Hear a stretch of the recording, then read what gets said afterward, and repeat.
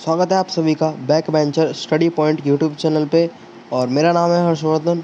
और आज हम पढ़ेंगे बीए प्रोग्राम के सेमेस्टर 2 की हिस्ट्री के कुछ main questions. History of India C 300 से 1200। इसके बाकी क्वेश्चंस पिछली वीडियो में डिस्कस हो चुके हैं और पिछली प्लेलिस्ट जाकर आप देख सकते हैं, जिसमें और भी क्वेश्चंस बताए गए हैं। तो इसमें उन क्वेश्चंस को डिटेल से डिस्कस करेंगे जो कि एग्ज़ाम पॉइंट ऑफ व्यू से बहुत ही मेन है। तो क्वेश्चन देखते हैं। क्वेश्चन है, गुप्तकालीन समाज और अर्थव्यवस्था पर एक निबंध लिखिए, या फिर धर्म और समाज पर निबंध लिखिए। ये क्वेश्चन इन दो तरीक़ों से आता है, गुप्तकालीन समाज और धर्म पर निबंध लिखना है, या फिर गुप्तकालीन समाज और अर्थव्यवस्था पर। तो ये दो तरीक़ों से आ सकता है, इसलिए मैं दोनों तरीक़ों को लेकर चलूँगा। तो इसका उत्तर देखते हैं। गुप्त राजवंश प्राचीन भारत के प्रमुख राजवंशों में से एक था। मतलब जो गुप्त राजवंश था वो प्राचीन समय के प्रमुख राजवंशों में से एक था, उनका समाज भी। इतिहासकारों द्वारा इस अवधि को भारत का स्वर्ण युग माना जाता है। मतलब इतिहासकार हैं जो कहते हैं कि इस काल में भारत एक तरह से स्वर्ण युग था, मतलब बहुत समृद्ध था। गुप्त साम्राज्य का उदय 3वीं शताब्दी में अंत के प्रयाग में निकट कौशाम्बी में हुआ था। मतलब गुप्त साम्राज्य का जो उदय माना जाता है 3वीं शताब्दी के अंत में प्रयाग के निकट कौशाम्बी एक जगह है, वहाँ पे इसका उदय माना जाता है। जिस प्राचीनतम गुप्त राजा के बारे में पता चला है वो है श्रीगुप्त। मतलब सबसे पहले राजा जो माने गए हैं गुप्त साम्राज्य के वो श्रीगुप्त माने गए हैं। हालांकि प्रभावती गुप्त के पूना ताम्रपत्र अभिलेख में इसे आदिराज कहकर संबोधित किया गया है। मतलब जो श्रीगुप्त को संबोधित किया गया वो इस नाम से संबोधित किया गया आदिराज। किस वजह से पता चला है?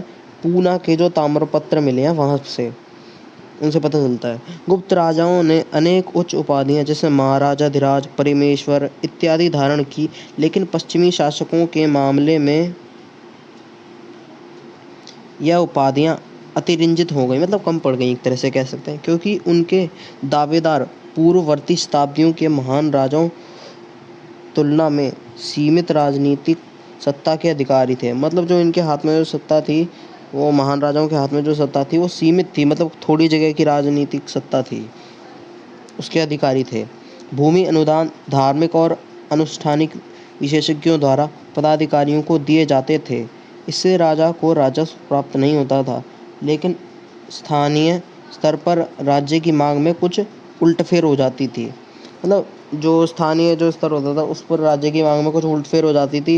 राजा को राजस्व प्राप्त नहीं होता था, मगर कुछ कर वगैरह जो मिलते थे उससे अपना वो काम चला लेते थे। भूमि अनुदान और अनुष्ठानिक विशेषज्ञों द्वारा जो पदाधिकार दिए जाते थे। और देहाती इलाकों में संपन्नता के ऐसे छोटे छोटे केंद्र बन जाते थे, मतलब गांव के इलाकों में, जिनका अनुकरण अधिक व्यापक उन्नयन का मार्ग प्रशस्त करता था। उन्नयन मतलब उन्नति का मार्ग प्रशस्त करता था, मतलब दिखाता था।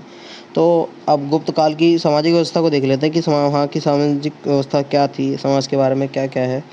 परंपरागत इतिहास लेखन में गुप्त और गुप्तोत्तर काल में वर्ण व्यवस्था के चतुर्विद्य भाग को प्रक्षेपित किया गया है। मतलब वो परंपरागत तरीके, मतलब पुराने तरीके से जो इतिहास लिखा गया है उसमें गुप्त और गुप्त से आने के पहले के काल में जो वर्णित किया गया है उसको ये चतुर्विद्य विभाग को, मतलब इसको लिखा गया है।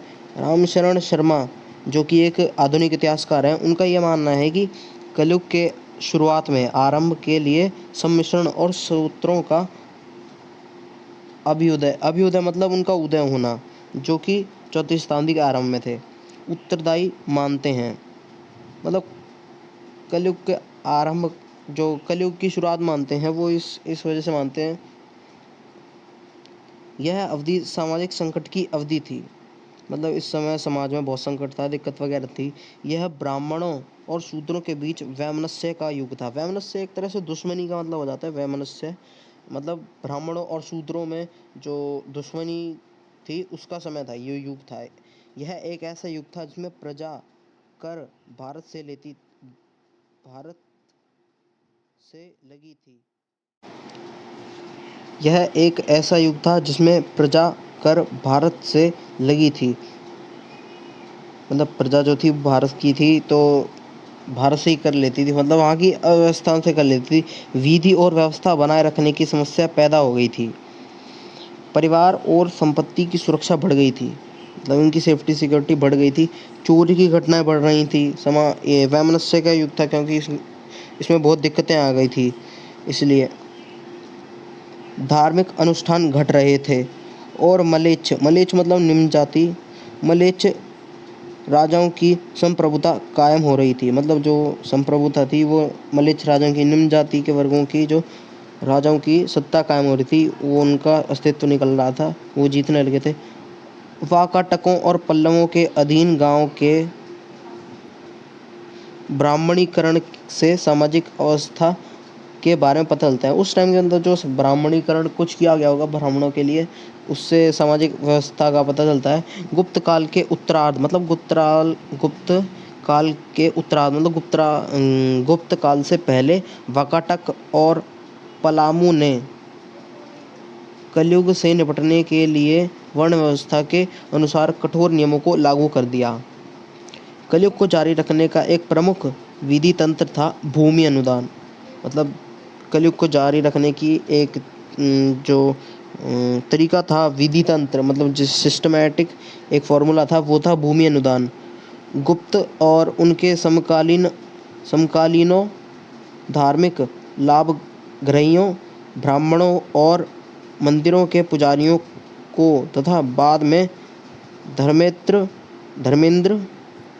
लग रही हो और मंत्रियों, असैनिक और सैनिक पदाधिकारियों और सौदागरों को भी भूमि अनुदान देना शुरू किया। मतलब ये जो व्यवस्था थी, जो व्यवस्था इसको कलयुग में लागू कर दी गई थी, भूमि अनुदान, वो यह व्यवस्था थी। मंदिरों के पुजारी जो होते थे, ब्राह्मण होते थे, उनको लाभ दिया गया और सैनिक और असैनिक पदों और सौदागरों को भी भूमि अनुदान देना शुरू किया गया। इस प्रकार राज्य और कृषकों के बीच उधारी मध्यस्थ के हस्तक्षेप का युग शुरू हुआ। वह भी अनुदान से एक ऐसे श्रेणीकृत ग्रामीण समाज और वर्ग का उद्भव हुआ जो वर्ण व्यवस्था से मेल नहीं खाता था।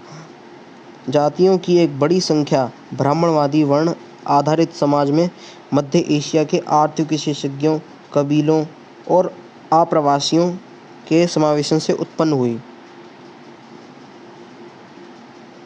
10 वर्ग आमतौर पर निबंध जातियों और अस्पृश्यों से आते थे। मतलब जो 10 तरह के लोग थे, 10 वर्ग आते थे उस टाइम पर, 10 वर्ग माने जाते थे आमतौर पर। यहाँ पे निम्न जाति आ गई, गलत है। निम्न जातियों और अस्पृश्य मतलब जिनको छुआ नहीं जा सकता, ऐसे उस टाइम मान्यता होंगी। तो 10 वर्ग थे, वो ऐसी निम्न जातियों और अस्पृश्यों से आते थे। किराए के श्रमिकों का पहले से अधिक व्यापक पैमाने पर उपयोग किया जाने लगा। किराए के श्रमिक मतलब पहाड़े के जो लोग होते हैं, जो मजदूरी करते हैं अपनी, उनका अधिक पैमाने पर यूज़ किया जाने लगा। हाथी दांतों के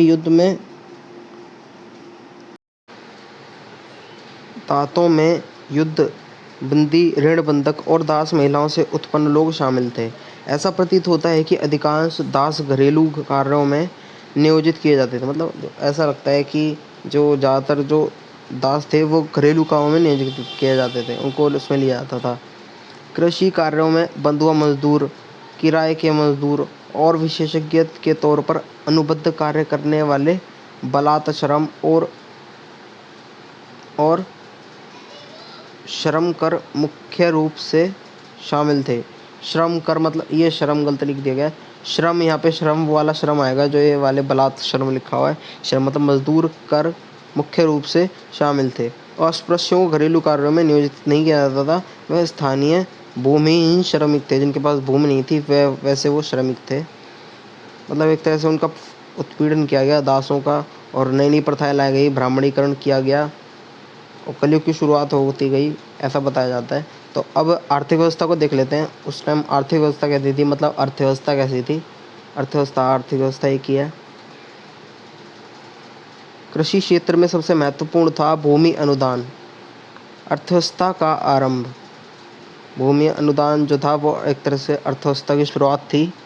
आरंभ में धार्मिक लाभग्राही भूमि कर से मुक्त रखे गए। लाभग्राही मतलब जो लाभ उठाते हैं किसी चीज़ का, धार्मिक लाभग्राही, धार्मिक धार्मिक जो लोग होते होंगे लाभ उठाते होंगे उस चीज़ का, उससे रिलेटेड है। कर उनको कर से मुक्त रखा गया और आगे चलकर उन्हें गांव पर प्रशासनिक और न्यायिक अधिकार सौंप दिए गए। मतलब उन पर, और बाद में आगे चलकर उन लोगों को प्रशासनिक और न्याय देने का अधिकार भी उनको ही सौंप दिया गया। धार्मिक विशेषज्ञ जैसे ब्राह्मण, मतलब ब्राह्मणों को धार्मिक विशेषज्ञ क्या गया यहाँ पे, को दिए जाने वाले भूमि अनुदान के आर्थिक लाभ अधिक महत्वपूर्ण थे, जबकि धार्मिक और धर्मेतर लाभार्थियों को भूमि अनुदान देने से राज्य का कोई तात्कालिक राजस्व तो नहीं मिलता था। इन अनुभवों से ग्रामों में संपन्नता आती थी और वह एक व्यापक आर्थिक नेटवर्क से जुड़े थे। मतलब इसमें बताया गया कि जो जो धार्मिक ये जो लाभार्थी थे, इनको अनुदान देने से राज्य को कोई राजस्व नहीं मिलता था। बस भूमि अनुदान देने से इनको कोई लाभ नहीं मिला, लेकिन जो गांव में थी ना वो संपन्नता आ जाती थी भूमि अनुदान देने से, क्योंकि वो अपना उगा के खा लेते थे, इसलिए संपन्नता आ गई थी। वह एक व्यापक आर्थिक नेटवर्क से जुड़ रहे थे। यदि अनुमान में भूमि अनुदान में दी गई, ये गलती लिखा हुआ है ये, हाँ, यदि भूमि अनुदान में दी गई भूमि बंजर अथवा जंगली होती थी तो लाभार्थी उन पर कृषि का कार्य आरंभ करता था। यह बात जंगली और कबीलाई क्षेत्रों पर विशेष रूप से लागू होती थी। मतलब ये जो कंडीशन थी, ये जो, तो ये जंगल और कबीले के क्षेत्रों पर मेनली लागू होती थी। ब्राह्मण को कृषि कार्यों की ज्योतिषीय और तकनीकी जानकारी होती थी। मतलब जो ब्राह्मण लोग होते थे उनको यहाँ पर बहुत महत्व दिया जाता था। उनको कृषि कार्यों की ज्योतिषी और तकनीक के बारे में जानकारी होती थी। इस काल का एक अति महत्वपूर्ण सामाजिक आर्थिक परिवर्तन यह है कि मध्य एशिया क्षेत्र, उड़ीसा, असम, पश्चिमी और दक्षिणी भारत के हिस्से में कबीलों का किसानीकरण कर दिया गया। मतलब इसमें सबसे जो बड़ा चेंज होता है समाज में, जो आर्थिक परिवर्तन जो ये होता है, ये मध्य एशिया में जो होता है, उड़ीसा मतलब आज का उड़ीसा, असम, पश्चिमी और दक्षिणी भारत के हिस्सों में कबीलों का किसानीकरण करना, मतलब किसानों के लिए एक तरह से दे देना, क्या पता ऐसे कुछ हो। आगे बढ़ते हैं। जब ब्राह्मण लाभार्थी कबीलाई भारत के जंगलों और पहाड़ों जब ब्राह्मण लाभार्थी कबीलाई भारत के जंगलों और पहाड़ियों में पहुँचे तो उन्होंने कबीलों के एक वर्ग को कृषि कार्य में संग कर दिया, मतलब इकट्ठा कर लिया। ब्राह्मण जो लाभार्थी थे, जो लाभ उठा रहे थे, तो उनको जंगलों और पहाड़ियों में पहुँचे तो उन्होंने देखा कि कबीले के एक वर्ग है वो कृषि कार्य में संलग्न है, मतलब जुटे हुए हैं। इस प्रक्रिया से समाज और राज्य के दो आर्थिक लाभ हुए। तो जो ये हुआ किसानीकरण हुआ, इससे समाज को और राज्य को दो प्रकार से लाभ हुए। पहले की अपेक्षा अधिक कृषि योग्य भूमि पर खेती होने लगी।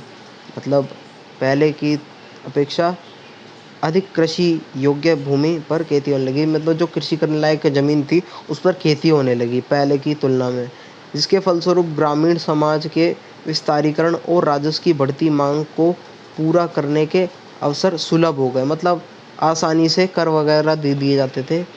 राजकीय राजस्व अनेक प्रकार के भूमि और व्यापार के कर प्राप्त होता था।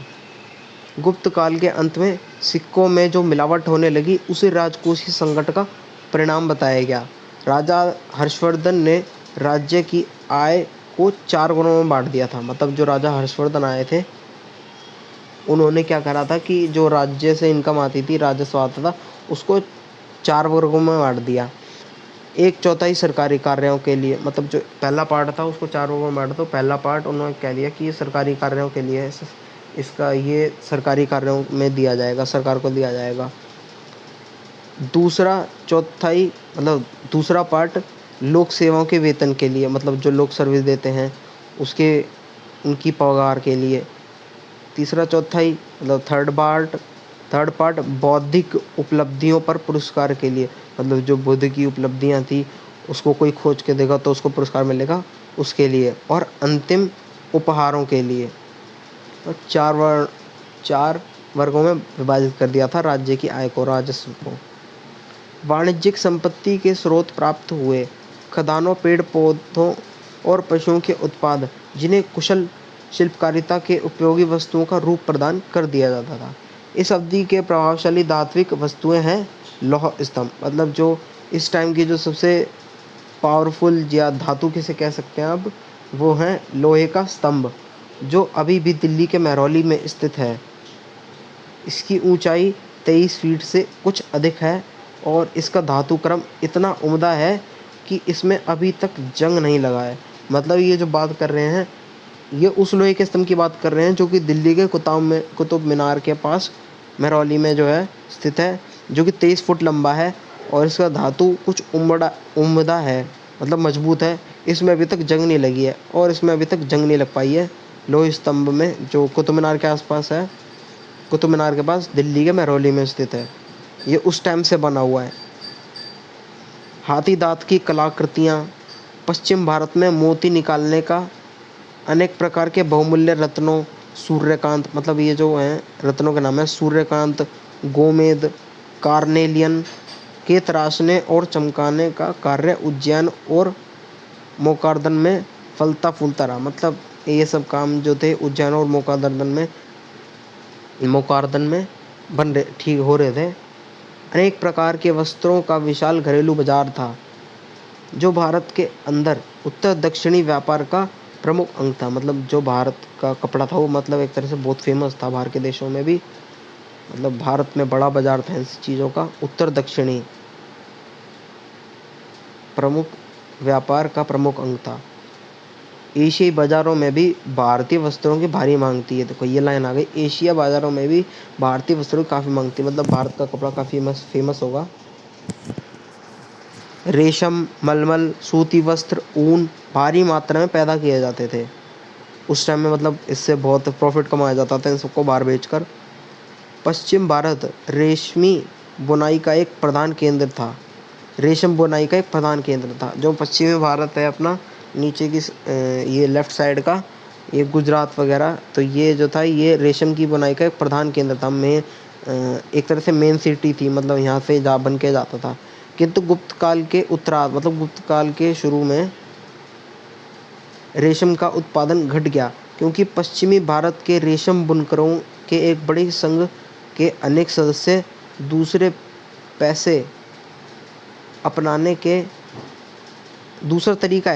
तरीके अपनाने के लिए भीतरी प्रदेश में चले गए। मतलब जो वहाँ के रेशम बुनकर थे पश्चिमी भारत के, गुजरात और ये राजस्थान साइड के, उन्होंने क्या करा, दूसरी तरह से पैसे कमाने के लिए, दूसरे नुस्खे अपनाने के लिए जो भीतर के प्रदेश में चले गए, मतलब भारत के बीच में कहीं आ गए। तो मतलब इसमें भी काफ़ी चेंज हुए। आर्थिक व्यवस्था में भी भूमि अनुदान, वाणिज्यीकरण, किसानीकरण और ये काफ़ी चीज़ें देखने को मिलती हैं। भारत एक तरह से उस टाइम बहुत संपन्न माना गया था। ये देखो, ये दिल्ली का जो महरौली में स्थित कुतुब मीनार के पास जो लोह स्तंभ है, ये उस टाइम से फेमस है। इतना बढ़िया लोहा था उसका। अब देखते हैं धार्मिक व्यवस्था, मतलब वहाँ की गुप्त काल की जो धर्म की व्यवस्था थी, मतलब धर्म के बारे में लोग क्या क्या करते थे। गुप्त काल को ब्राह्मणवादी पुनर्जागरण का काल मानने की परंपरा रही है। मतलब गुप्त काल को ब्राह्मणवादी पुनर्जागरण, मतलब इसमें ब्राह्मणों को सपोर्ट मिला एक तरह से, यह इस काल की मानने की परंपरा रही है, ऐसा माना जाता है। ब्राह्मण धर्म का एक वर्ग इस अवधि में पूरा फला फूला रहा था। मतलब वो संपन्न थे ब्राह्मण उस टाइम पर, ये बताया गया। बौद्ध धर्म अन्य धर्म के पूजा अनुष्ठान से प्रभावित थे। जो बौद्ध धर्म था उस टाइम आया था, तो वो अन्य धर्म के पूजा अनुष्ठान, मतलब पूजा के जो कार्य वगैरह होते थे, उससे प्रभावित हो रहा था। बौद्ध धर्म के अनुयायी भारत की सरहदों से पार मध्य एशिया, चीन और दक्षिण पूर्व में फैले थे। मतलब वो जो भारत में बौद्ध के अनुयायी थे, मतलब जो उनको मानते थे कि बौद्ध हैं, उनकी जो सेवा वगैरह करते थे, जो उनको फॉलो करते थे, वो सरहद पार, भारत के बॉर्डर पार चले गए। मध्य एशिया मतलब मिडल ईस्ट एशिया चले गए, चीन और दक्षिण पूर्व में फैल गए थे। दक्षिण पूर्व आपका जो ये इधर की कंट्री जापान वगैरह की इधर की साइड में चले गए थे, इंडोनेशिया वगैरह। इन क्षेत्रों के प्रचलित धार्मिक आचरण नव स्थापित बौद्ध धर्म के आचरण में समायोजित कर लिए गए। जैन धर्म को पश्चिम भारत के व्यापारी समुदायों से समर्थन मिला। मतलब जो जैन धर्म को जो किससे सपोर्ट मिला, भारत के जो व्यापारी जो समुदाय थे उन्होंने सपोर्ट किया जैन धर्म को। और राजकीय संरक्षण कर्नाटक और दक्षिण से, मतलब जो राजकीय संरक्षण जैन धर्म को मिला वो कर्नाटक और दक्षिण से मिला। जैन के सिद्धांत बाद में परिभाषित किए गए जो आज भी विद्यमान है। संस्कृत भाषा का उपयोग बढ़ रहा था क्योंकि अनेक क्षेत्रों में यह श्रेष्ठ जनों की प्रतिष्ठा मूलक भाषा बन गई थी। संस्कृत भाषा जो थी ये बहुत ही फेमस भाषा बन गई थी, लेकिन इसके फलस्वरूप धार्मिक उपदेशकों के शिष्य समुदाय में कमी आई। जनों ने मूर्तियों की एक श्रृंखला विकसित की थी, जैसे महावीर की और अन्य तीर्थकारों की सीधी खड़ी आकृतियाँ और पालथी मारकर बैठी हुई आकृतियाँ। जैसे कि आपने देखा होगा कि ये जो जैन धर्म की जो है मूर्तियाँ बनी होती हैं, ये आलती पालती मारकर बैठने की होती हैं। इसमें ज़्यादातर यही देखा गया है। इनकी अगर आपने फ़ोटोज़ वगैरह देखी हो उसमें ये बताया गया है जो इनके जो तीर्थ होते थे, महावीर और अन्य तीर्थकार जो तीर्थ करते थे वो सीधी खड़ी आकृति बनाई जाती थी पालती मारकर बैठे हुए की। गुप्त काल तक शैव, वैष्णव, शाक्त और गणेश, ये जो शैव, वैष्णव और शाक्त हैं ये लोगों के बारे में बताया गया है जो पूजा करते थे। शैव जो शिव जी की पूजा करते थे, वैष्णव जो विष्णु की करते थे, शाक्त का मेरे को पता नहीं है। गणेश एवं सूर्य की पूजा पौराणिक धर्म के रूप में प्रतिष्ठापित हो चुकी थी। गुप्तोत्तर काल में सूर्य की पूजा पद्धति गुजरात तक सीमित प्रतीत होती थी। मतलब जब गुप्त काल शुरू हुआ था उसमें क्या था कि जो सूर्य की पूजा थी, मतलब सूरज की पूजा थी वो गुजरात तक सीमित लगती थी कि मतलब सिर्फ गुजरात में करते हैं लोग। वह भी धीरे धीरे लुप्त हो गई। किंतु इस काल का सबसे महत्वपूर्ण धार्मिक घटनाक्रम था देवी की पूजा। मतलब इस जो काल में सबसे मेन माना गया है वो देवी की पूजा मानी गई है। देवी में प्रजनन क्षमता से जुड़ी अनेक धार्मिक कृतियों की केंद्र बन गई थी। वह भी इंद्रजाल गुणों से युक्त थी और आगे चलकर तांत्रिकवाद के आधार बन गए तांत्रिकवाद के। शाक्त पूजा पद्धति अनेक धार्मिक पत्तों का मूल विश्वास तो बनी ही, धीरे धीरे इसने अपनी स्थिति भी काफ़ी सुदृढ़ कर ली। पुरुष देवताओं की सहधर्मिणियों की अलग से भी पूजा होने लगी। मतलब जो देवता होते थे उनकी जो सहधर्मिणियाँ मतलब पत्नी वगैरह होती थी उनकी भी अलग से पूजा होने लगी। जैसे विष्णु की संगलिनी लक्ष्मी अथवा शिव की धर्मिणी पार्वती, काली और दुर्गा की पूजा उस टाइम होने लगी थी। देवी की पूजा उस टाइम फेमस हो गई थी। जो कि महत्वपूर्ण बदलाव था उस समय का। तांत्रिक विश्वासों और अनुष्ठान से बौद्ध धर्म भी प्रभावित हुए बगैर नहीं रह सका।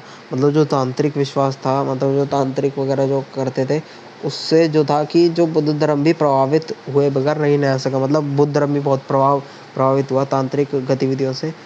बुद्ध पर तांत्रिक प्रभाव इसके वज्रयान संप्रदाय के उद्भव में देखा जा सकता है। मतलब बुद्ध में दो तरह के लोग होते हैं, दो मठ के, वज्रयान और हीनयान और वज्रयान। तो उसके संप्रदाय के उद्भव में देखा जा सकता है कि वो भी इससे प्रभावित हुए थे। इसका केंद्र पूर्वी भारत में था। वज्रयान बौद्ध धर्म में विद्यमान बौद्ध देवकुल में नारी प्रतिरूप के तौर पर तारा की पूजा पद्धति को जन्म दिया। मतलब जो वज्रयान लोग थे उनके जो देवकुल में क्या होता था, नारी के प्रतिरूप में तारा की जो देवी है इनकी तारा की पूजा पद्धति को इन्होंने जन्म दिया। मतलब एक तरह से ये नई प्रथा निकल कर आई उस टाइम पर। 7वीं सदी तक बौद्ध धर्म पूरे महाउपदेश के स्तर का पतन की ओर बढ़ रहा था, खत्म होने को था पूरे देश में बौद्ध धर्म। इस काल में वैष्णववाद और शैववाद के 3 महत्वपूर्ण धार्मिक घटनाक्रम थे। प्रतिमा पूजा का केंद्र बन गई और प्रतिमा पूजा ने वैदिक यज्ञ का स्थान ले लिया। वैष्णववाद जो लोग विष्णु की पूजा करते थे तो उस टाइम कैसे करके हुआ होगा, और ये शैववाद का है जो शिव जी की पूजा करते थे। तो ये जो थे ये धार्मिक बदलाव आए थे उस टाइम पर, मतलब धर्म के बारे में व्यवस्था के बारे में बताया गया कि धर्म में क्या क्या था उस टाइम गुप्त काल में, और ये आर्थिक बताया गया है, और ये जो सामाजिक व्यवस्था कैसी थी उस टाइम पर, और ये थोड़ा सा इंट्रोडक्शन है। तो आज की वीडियो इतनी है, धन्यवाद।